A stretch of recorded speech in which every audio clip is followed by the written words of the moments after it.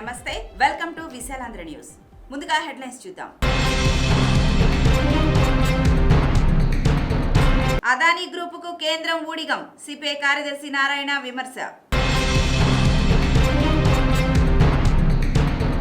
TDP MLA Nimmala Ramanaidu arrest. Contract సిబ్బంది క్రమబద్ధీకరణ, TTD నిర్ణయం. జర్నలిస్టుల అందరికీ ఇంటి స్థలాలు ఇవ్వండి, సీఎం జగన్కు రామకృష్ణ లేఖ. దేశంలోనే అత్యున్నత ర్యాంకు సొంతం చేసుకున్న ఏయూ. అసంఘటిత రంగ కార్మికులకు సమగ్ర చట్టం తేవాలి, ఈశ్వరయ్య డిమాండ్. మహిళా సమాఖ్య పోరాటాల వల్లే మహిళా రిజర్వేషన్, దుర్గా భవానీ. రైతు ఆత్మహత్యలకు ప్రభుత్వానిదే బాధ్యత, కేవీవీ ప్రసాద్. కరువు మండలంగా విసన్నపేట, ధోనిపూడి శంకర్ డిమాండ్. 5 ఏళ్ల చిన్నారిని చిదిమేసిన నరరూప రాక్షసుడికి ఉరిశిక్ష. విశాఖలో 23న భారత్ ఆస్ట్రేలియా టీ20 మ్యాచ్. ఇక డీటెయిల్స్ ఏంటో చూద్దాం. పర్యావరణ శాఖ ప్యానెల్లో అదానీ గ్రీన్ ఎనర్జీ లిమిటెడ్ సలహాదారునికి స్థానం కల్పించడాన్ని సిపిఐ జాతీయ కార్యదర్శి డాక్టర్ కె నారాయణ తీవ్రంగా విమర్శించారు. అదానీ గ్రూప్ కు కేంద్రం ఊడిగం చేస్తోందన్నారు. కేంద్ర ప్రభుత్వమే పబ్లిక్ ప్రైవేట్ పార్ట్నర్షిప్ కిందకి వచ్చేస్తా ఉంది. అదానీ గ్రూప్ ని తీసుకొచ్చి హైడల్ ప్రాజెక్ట్ పాలసీ మేకర్లు పెట్టడం ద్వారా ఇక కేంద్ర ప్రభుత్వమే పబ్లిక్ పార్ట్నర్షిప్ వచ్చిన తర్వాత దిక్కేయని ఉంది. ఇంకంతా ప్రైవేటైజేషన్ పెరుగుతుంది, అదానీ గ్రూప్కే ప్రధానం అవుతుంది. దాదాపు 6 హైడల్ ప్రాజెక్ట్స్ ఉన్నాయి. అవన్నీ ఆయన హ్యాండ్ ఓవర్ కావాలా, దానికి పర్మిషన్ కావాల్సింది ఈ కమిటీలో ఉండాలా. తర్వాత అక్కడి నుంచి కొండల ప్రాంతాల్లో ఉన్నటువంటి అడవి ప్రాంతాల్లో ఉన్నటువంటి భూగర్భ సంపద మొదలుకొని ఈ హైడల్ ప్రాజెక్ట్ మొదలుకొని మణిపూర్ లో ఉన్నటువంటి సంపద మొదలుకొని మొత్తం కూడా అదానీ గ్రూప్ కావాలని ప్రయత్నం చేస్తా ఉంది. దీనిలో భాగంగా మామూలుగా బయట ఉండి బేరం ఆడి గవర్నమెంట్ తెచ్చుకోవడం బదులు డైరెక్ట్ గా పాలసీ మ్యాటర్ ఉడిపోతే పోతాయి కదా చెప్పేసి ఉద్దేశంతో అదానీ మనుషులను తీసుకొచ్చి కీలక పదవుల్లో పెడతా ఉన్నారు. దానికి కేంద్ర ప్రభుత్వం ఆమోదిస్తా ఉంది. ఇక వాళ్ళ నుంచి కూర్చున్న తర్వాత ఎవరేం మాట్లాడతారు, ఏ కంపెనీ మాట్లాడుతుంది, వాళ్ళకి మిగిలిన తప్ప ఇంకోటికి ఇచ్చే ప్రసక్తి లేదు. కాబట్టి నేటి నుంచి ఇది కేంద్ర ప్రభుత్వం ప్రైవేట్ పబ్లిక్ పార్ట్నర్షిప్ కిందగా పీపీఏ కిందగా మారిపోతుంది. ఇది దురదృష్టకరం, దీన్ని మనం వ్యతిరేకించాల్సిందే. పశ్చిమ గోదావరి జిల్లా పాలకొల్లులో టీడీపీ ఎమ్మెల్యే నిమ్మల రామానాయుడును పోలీసులు బుధవారం అరెస్టు చేశారు. పాలకొల్లు చూడు పేరుతో నిరసన కార్యక్రమంలో భాగంగా పెంకిళ్లపాడు టిట్కో గృహాల వద్ద వంట వార్పు కార్యక్రమానికి ఎమ్మెల్యే పిలుపునిచ్చారు. దీనికి పోటీగా వైసీపీ పాలకొల్లు నియోజకవర్గ ఇన్ఛార్జ్ గొడాల గోపి ఆధ్వర్యంలో అదే ప్రాంతంలో నిజం చెబుతాం నిరసన కార్యక్రమాన్ని చేపట్టారు. పోలీసుల కళ్లుగప్పి ఎమ్మెల్యే రామానాయుడు ఇంటి నుంచి బయటకు వచ్చారు. అనంతరం జాతీయ జెండాలతో పట్టణంలోని అంబేద్కర్ విగ్రహం వద్దకు ఆయనతో పాటు టీడీపీ జనసేన కార్యకర్తలు చేరుకున్నారు. వారిని పోలీసులు అడ్డుకున్నారు. పోలీసుల తీరుపై ఎమ్మెల్యే తీవ్ర ఆగ్రహం వ్యక్తం చేశారు. మహనీయుడి విగ్రహానికి పూలమాల వేసి అంజలి ఘటిస్తుంటే అడ్డంకులేంటని మండిపడ్డారు. ఈ క్రమంలో జరిగిన పోలీసులు టీడీపీ కార్యకర్తల మధ్య తోపులాటలో ఎమ్మెల్యే కింద పడిపోయారు. అనంతరం పోలీసులు ఆయన్ను అరెస్టు చేసి భీమవరం వైపునకు తీసుకువెళ్లారు. తిరుమల తిరుపతి దేవస్థానం పాలక మండలి కీలక నిర్ణయాలు తీసుకుంది. ఈ మేరకు మంగళవారం తిరుమలలోని శ్రీ అన్నమయ్య భవనంలో టీటీడీ చైర్మన్ భూమన కరుణాకర్ రెడ్డి అధ్యక్షతన జరిగిన పాలక మండలి సమావేశం ఆమోదించిన ముఖ్య నిర్ణయాలను చైర్మన్ కరుణాకర్ రెడ్డి వెల్లడించారు. త్వరలో రిటైర్డ్ ఉద్యోగులతో సహా ఉద్యోగులందరికీ ఇళ్ల స్థలాల కేటాయింపునకు నిర్ణయం తీసుకున్నారు. తిరుపతిలో టీటీడీ ఉద్యోగులు నివసిస్తున్న రామ్నగర్ క్వార్టర్స్ అభివృద్ధికి 6.15 కోట్లు కేటాయింపు, పర్మనెంట్ ఉద్యోగులకు 14,000, కాంట్రాక్ట్ అవుట్సోర్సింగ్ ఉద్యోగులకు 6,850 రూపాయలు బ్రహ్మోత్సవ బహుమానం అందించనున్నారు. శ్రీ శ్రీనివాస దివ్యానుగ్రహ విశేష హోమం ఈ నెల 23న అలిపిరి వద్ద గల సప్త గోప్రదక్షిణ మందిరంలో ప్రారంభం కానుంది. ఇందుకోసం టికెట్ ధర 1000 రూపాయలుగా నిర్ణయించారు. తిరుమల ఆరోగ్య విభాగం ఆధ్వర్యంలో 5 ప్యాకేజీల కింద సేవలందిస్తున్న 1694 మంది పారిశుద్ధ్య కార్మికులను మరో ఏడాది పాటు కొనసాగించేందుకు 3.40 కోట్లు మంజూరు చేసినట్లు చైర్మన్ కరుణాకర్ రెడ్డి వివరించారు. జర్నలిస్టుల ఇళ్ల స్థలాల జీవో నిబంధనలు మార్చి అర్హులందరికీ అందజేయాలని కోరుతూ సిపిఐ రాష్ట్ర కార్యదర్శి కె రామకృష్ణ మంగళవారం ముఖ్యమంత్రి వైఎస్ జగన్మోహన్ రెడ్డికి లేఖ రాశారు. జర్నలిస్టులకు ఇళ్ల స్థలాల పంపిణీ ప్రక్రియను వేగవంతం చేయాలని కోరారు. ఎన్నికల సమయంలో ఇచ్చిన హామీ మేరకు రాష్ట్రంలో పత్రికలు, ఎలక్ట్రానిక్ మాధ్యమాలలో పనిచేస్తున్న జర్నలిస్టులందరికీ ఇళ్ల స్థలాలు ఇవ్వాలని సంకల్పించడం హర్షణీయమని పేర్కొన్నారు. జీవో నంబర్ 395లో పొందుపరిచిన నిబంధనలు జర్నలిస్టులను నిరాశకు గురిచేశాయని రామకృష్ణ తెలిపారు. జర్నలిస్టుకు గాని, జర్నలిస్టు జీవిత భాగస్వామికి గాని ఇల్లు ఉంటే ఇంటి స్థలానికి అర్హులు కాదని పేర్కొనడం సరికాదని సూచించారు. ఇంటి స్థలం కోసం 40% సొమ్ము జర్నలిస్టులే భరించాలన్న నిబంధనను తొలగించాలని విజ్ఞప్తి చేశారు. మరోవైపు ఈ ఏడాది చాలా మంది జర్నలిస్టులకు అక్రిడేషన్లు మంజూరు కానట్లు తెలుస్తోందని, ఇది జర్నలిస్టులకు ఆశనిపాతంగా మారుతుందని పేర్కొన్నారు. రాష్ట్ర విభజన అనంతరం తొలిసారిగా ప్రభుత్వం జర్నలిస్టులకు ఇళ్ల స్థలాలు ఇస్తున్నందున 2014 తర్వాత లబ్ధి పొందని అర్హులైన ప్రతి జర్నలిస్టుకు ఇంటి స్థలం మంజూరు చేయాలని కోరారు. ఈ ఏడాది అక్రిడేషన్లు మంజూరు కాని వారికి అన్యాయం జరగకుండా సీనియారిటీ ప్రాతిపదికగా ఇంటి స్థలం కేటాయించాలని విజ్ఞప్తి చేశారు. ఏమాత్రం ఆలస్యం జరగకుండా జర్నలిస్టులకు ఇళ్ల స్థలాలు అందజేసే ప్రక్రియను వేగవంతం చేయాలన్నారు.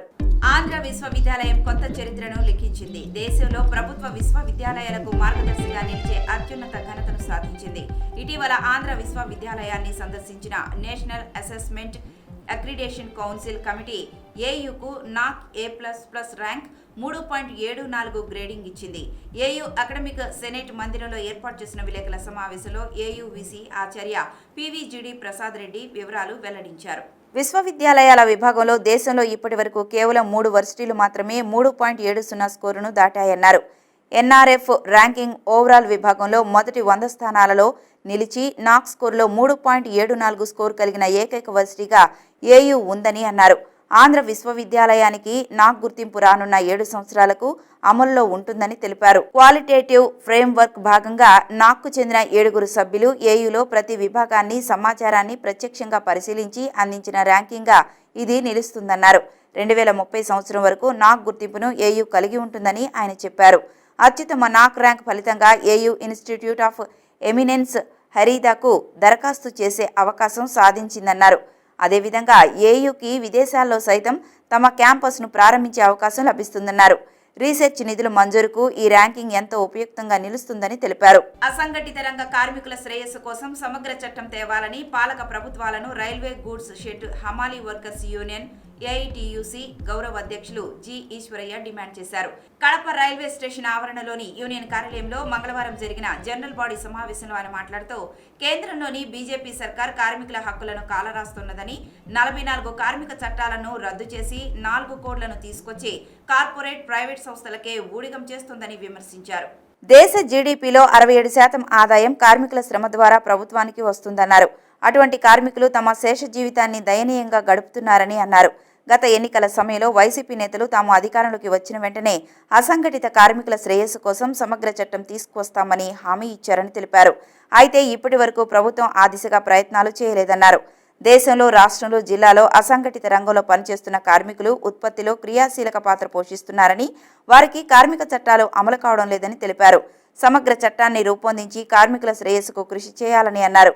ఈ సమావేశంలో రైల్వే గూడ్స్ షెడ్ హమాలీ వర్కర్స్ యూనియన్ అధ్యక్ష కార్యదర్శులు కేసీ బాదుల్లా, ఎస్ మహబూబ్ బాషా, నాయకులు పాల్, చిన్న ఓబులేషు, శ్రీను, నాగేంద్ర, సూరి, గంగయ్య, సుబ్బారాం, గంగా, మల్లి తదితరులు పాల్గొన్నారు. భారత జాతీయ మహిళా సమాఖ్య పోరాటాల ఫలితంగానే పార్లమెంటులో మహిళా రిజర్వేషన్కు ఆమోదం తెలిపిందని ఆంధ్రప్రదేశ్ మహిళా సమాఖ్య రాష్ట్ర ప్రధాన కార్యదర్శి దుర్గా భవానీ తెలిపారు. మంగళవారం స్థానిక చిట్టూరి గణేశ్వరరావు టౌన్ హాల్లో ఆంధ్రప్రదేశ్ మహిళా సమాఖ్య ఏలూరు జిల్లా ప్రథమ మహాసభ జరిగింది. ఈ మహాసభకు వరక కుమారి, కొండేటి బేబీ, కరటం సీతా మహాలక్ష్మి అధ్యక్షవర్గంగా వ్యవహరించారు. అనంతరం జరిగిన ప్రతినిధుల సభలో దుర్గాభవాని మాట్లాడుతూ 1936లో మహిళా సమాఖ్య ఏర్పడిన నాటి నుంచి మహిళల పక్షాన అనేక పోరాటాలు చేసి విజయం సాధించినట్లు తెలిపారు. మహిళా రిజర్వేషన్ ఆమోదం పొందడంలో సిపిఐ పార్లమెంటు సభ్యురాలు గీతా ముఖర్జీ కృషి ఎనలేనిదన్నారు. 2024 ఎన్నికల్లో ఈ రిజర్వేషన్లు అమలు కాకుండా ప్రధాని మోదీ కుయుక్తులు పన్నుతున్నారని ఆగ్రహం వ్యక్తం చేశారు. మోదీ మహిళా ద్వేషి కావడంతో మహిళా బిల్లు అమలు కాకుండా అడ్డంకులు సృష్టిస్తున్నారన్నారు. రాష్ట్రంలో ముఖ్యమంత్రి జగన్ నవరత్నాల పేరుతో ప్రజలను మోసం చేస్తున్నారని ఆగ్రహం వ్యక్తం చేశారు. అధికారానికి వస్తే సంపూర్ణ మద్య నిషేధం అమలు చేస్తామని చెప్పి అధికారం చేపట్టిన తర్వాత హామీని తుంగలోకి తొక్కి ప్రభుత్వమే నేరుగా మద్యం దుకాణాలు ఏర్పాటు చేసి నాసిరకం మద్యం అమ్ముతూ ప్రజల ప్రాణాలతో చెలగాటమాడుతుందని విమర్శించారు. ఈ నెల 17, 18, 19 తేదీలలో నంద్యాలలో ఆంధ్రప్రదేశ్ మహిళా సమాఖ్య రాష్ట్ర 15వ మహాసభలు జరుగుతున్నాయని, ఏలూరు జిల్లా నుంచి మహిళలు పెద్ద ఎత్తున పాల్గొని విజయవంతం చేయాలని కోరారు. రైతులు ఆత్మహత్యలు చేసుకునే పరిస్థితి రాష్ట్ర ప్రభుత్వమే కల్పిస్తోందని ఆంధ్రప్రదేశ్ రైతు సంఘం రాష్ట్ర ప్రధాన కార్యదర్శి కేవీవి ప్రసాద్ విమర్శించారు. ఓ పక్క అతివృష్టి, అనావృష్టి, మరో ప్రక్క పంటను ఆశించే కీటకాలతో రైతుకు దిగుబడి తగ్గడమే కాకుండా పెట్టుబడి సైతం రావడం లేదని చెప్పారు. అంతేకాకుండా తెచ్చిన అప్పులు తీర్చలేకపోవడం, ప్రభుత్వ పరంగా బ్యాంకు రుణాలు ఇవ్వకపోవడంతో గత్యంతరం లేక రైతులు ఆత్మహత్యలకు పాల్పడుతున్నారని ఆయన తెలిపారు. ఈ సందర్భంగా ప్రసాద్ మాట్లాడుతూ 4 ఏళ్లలో పెద్దకూరపాడులో 3 రైతులు ఆత్మహత్య చేసుకున్నారని చెప్పారు. రమేష్ది చిన్న కుటుంబమని, 2 పిల్లలు, భార్య ఉన్నారని, 9 ఎకరాలు కౌలుతో పాటు 75 సెంట్ల సొంత భూమిలో ఆ కుటుంబం వ్యవసాయం చేస్తూ జీవనం సాగిస్తోందన్నారు. అప్పులు తీర్చలేక దిగుబడి రాక రమేష్ ఆత్మహత్య చేసుకోవాల్సి వచ్చిందని తెలిపారు. రాష్ట్ర ప్రభుత్వం రైతన్నను ఆదుకోవడంలో వైఫల్యం చెందిందని విమర్శించారు. కౌలు రైతు సంఘం రాష్ట్ర ప్రధాన కార్యదర్శి జమలయ్య మాట్లాడుతూ దేశానికి పట్టెడు అన్నం పెట్టే రైతులను కాపాడుకోవడం ప్రభుత్వం బాధ్యత అన్నారు. కౌలుపై ఆధారపడి జీవించే రైతులకు ప్రభుత్వం రైతు భరోసా ఇవ్వకపోవడం దుర్మార్గమన్నారు. విసన్నపేట మండలాన్ని కరువు ప్రాంతంగా ప్రకటించాలని సిపిఐ రాష్ట్ర కార్యవర్గ సభ్యులు దూనిపూడి శంకర్ రాష్ట్ర ప్రభుత్వాన్ని డిమాండ్ చేశారు. సిపిఐ రైతు సంఘం నాయకులతో కలిసి మంగళవారం ఎన్టీఆర్ జిల్లా విసన్నపేట మండలంలోని నరసాపురం గ్రామంలో సాగునీరు లేక ఎండిపోయిన పొలాలను ఆయన పరిశీలించారు. అనంతరం శంకర్ మాట్లాడుతూ పంటలు నష్టపోయి రాష్ట్రంలో కరువు పరిస్థితులు తీవ్రంగా ఉన్న దృష్ట్యా రైతులను ఆదుకోవాల్సిన బాధ్యత రాష్ట్ర ప్రభుత్వంపై ఉందన్నారు. రాష్ట్రంలో తీవ్రమైనటువంటి వర్షాభావం వల్ల పంటలు ఎండిపోతున్నాయి. రైతన్నల గోడు వినేటువంటి పరిస్థితి వల్ల జగన్మోహన్ రెడ్డి ప్రభుత్వానికి లేదు. తన సొంత జిల్లాలోనే 33 మండలాలు కరువు బాధిత ప్రాంతాలైతే వాటిని ఇది కరువు ప్రాంతం అని చెప్పి ప్రకటించేటువంటి సాహసం కూడా రాష్ట్ర ముఖ్యమంత్రికి లేదు. రాష్ట్రంలో 440 మండలాల్లో కరువు విలయతాండవం చేస్తుంటే కేవలం 103 మండలాలను మాత్రమే ప్రకటించి ఈ ప్రభుత్వం చేతులు దురుపుతుంది.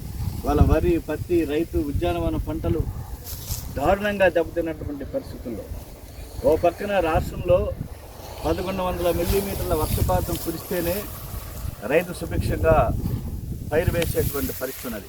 ఇవాళ ఈ రాష్ట్రంలో 30 లక్షల ఎకరాల్లో రైతు పంట వేయనటువంటి పరిస్థితుల్లో తీవ్రమైనటువంటి నిరాశతో వర్షం కోసం ఎదురు చూస్తున్నటువంటి పరిస్థితి, భూగర్భ జలాలు ఎండిపోతున్నటువంటి నేపథ్యం, మోటార్లు వేస్తే, బోర్లు వేస్తే నీళ్లు రానటువంటి పరిస్థితి, నేల బీటలు వారిపోయినటువంటి పరిస్థితుల్లో ఈ రోజున రైతన్న గోడుని పట్టుకునేటువంటి పరిస్థితి లేదు ఈ ప్రభుత్వానికి.